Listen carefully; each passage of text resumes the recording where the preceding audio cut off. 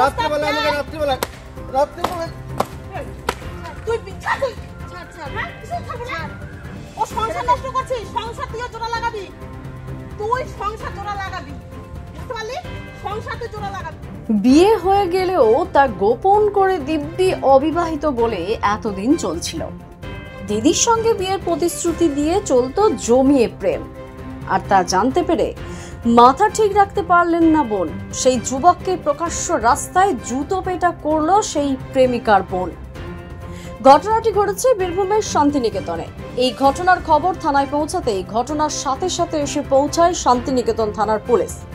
অভিযুক্ত ওই ব্যক্তি সুভাষ গোমস্তা, কলকাতার বাসিন্দা বলে জানা গিয়েছে। আমি একা কোনো কিছু করিনি, ওর ইচ্ছে ছিল, ঠিক আছে। ও আমার কাছে এসেছিল পরশুদিন, আমি রীতিমতন আমি যেতে রাজি না। পরশুদিন থেকে আমার উপর টর্চারিং করছে, আসতে হবে তো আসতে হবেই তোমাকে। কালকে গত বলছে রেস্টুরেন্টে নিয়ে চলো, আমি বলছি না, ঠিক আছে ঠিক আছে আসতে হবে তো আসতে হবে। দুদিন ধরে এরকম বলে যাচ্ছে। ও আমাকে বলেছে যে আমার স্বামী বাইরে থেকে, তুমি আসো আমার কাছে। ও আমাকে বলেছে আমার স্বামী বাইরে থেকে, তুমি আসো আমার কাছে। কর্মসূত্রে গত 6 মাস ধরে তিনি শান্তিনিকেতনে থাকতেন। শান্তিনিকেতনে থাকাকালীন স্থানীয় এক বিবাহিত মহিলার সঙ্গে অবৈধ সম্পর্কে জড়িয়ে পড়েন ওই ব্যক্তি। তার বিরুদ্ধে অভিযোগ, নিজেকে অবিবাহিত দাবি করে ওই মহিলাকে বিয়ের প্রতিশ্রুতি দিয়ে সহবাস করেন সুভাষ গোমস্তা। কিন্তু কিছুদিন পরেই সুভাষ গোমস্তা নামের ওই ব্যক্তি যে বিবাহিত তা জানতে পেরে যান তার প্রেমিকা। এই ছেলেটা আমার দিদির সঙ্গে আজকে প্রায় 3 মাস হয়ে গেল, 3-4 মাসের মধ্যে অনেকবার 6 মাস প্রায় হয়ে গেল, অনেকবারও শারীরিক সম্পর্ক করেছে। আর খালি সবসময় বলতো আমার দিদিকে যে আমি আই বড়, আমার বাচ্চা কাচ্চা বউ মৌ কেউ নেই।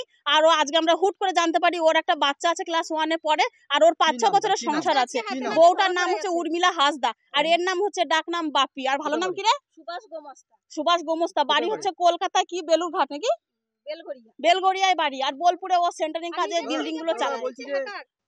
আমাদের অভিযোগ একটাই, ও তো বলেছে ও আইবড় ছেলে, তাহলে ও যে বিবাহিত, ও যদি একবার দিদিকে বলে দিত আমার বিয়ে আছে, আমার বিয়ে করা বউ আছে, বাচ্চা কাচ্চা আছে, তাহলে আমার দিদিকে ও যখন প্রপোজাল করেছিল ও অ্যাকসেপ্ট করতো না। আমরা চাইছি ও যে বিয়ের প্রলোভন দিয়ে ও শারীরিক যে সম্পর্কগুলো করলো মাসের পর মাস, আর ও জানিয়েছে সবসময় ও আবিগত ছেলে, আর ও যে বিয়ে বাচ্চা সবই আছে, আর ও যে এই যে ওকে যে ধোকা দিয়েছে এইভাবে, ও যেন ভালো কোনো ক্ষতিপূরণ দিক।